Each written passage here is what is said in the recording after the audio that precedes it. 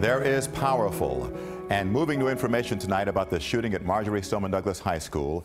It is found in several hundred pages of interviews with witnesses, victims, and law enforcement. It provides an even more in-depth look at exactly what went on during that fateful day. For example, Coral Springs detective Mindy Mazzi tells a graphic story describing how she saw students' bodies.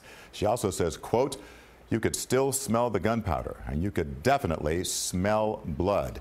It was horrendous," she says, and that was awful because I was standing near that, and it was just kind of me by myself, not a lot of people around, so I just felt like it was burning a hole through me, end quote. Detective Mazzi says she felt guilty for not getting there sooner, even though she knew that was impossible.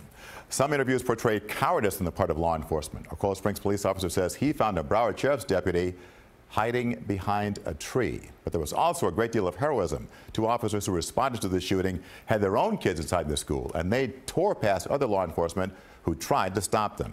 And then there is the incredible description of the final moments of MSD Athletic Director Chris Hickson. He had run toward the shooter in a daring attempt to save lives and was shot in the leg. The shooter then walked over to Hickson and shot him again. Coral Springs police officer Brian Wilkins said he saw Hickson still alive. The documents then say Officer Wilkins got emotional telling the rest of the story. He says when Hickson finally saw the police, he, quote, hit the ground, almost like the cavalry is here, now I can let go. Hickson was taken out of the building but died on the way to the hospital.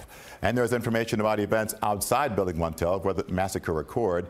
The shooter's brother, Zachary Cruz, admits having read his brother's plans but claims he thought it was a joke. Disgraced school resource deputy Scott Peterson said he did not go to confront the killer because he was waiting for him to come out instead. Also, the shooter had just been Googling how to pretend to be a psychopath.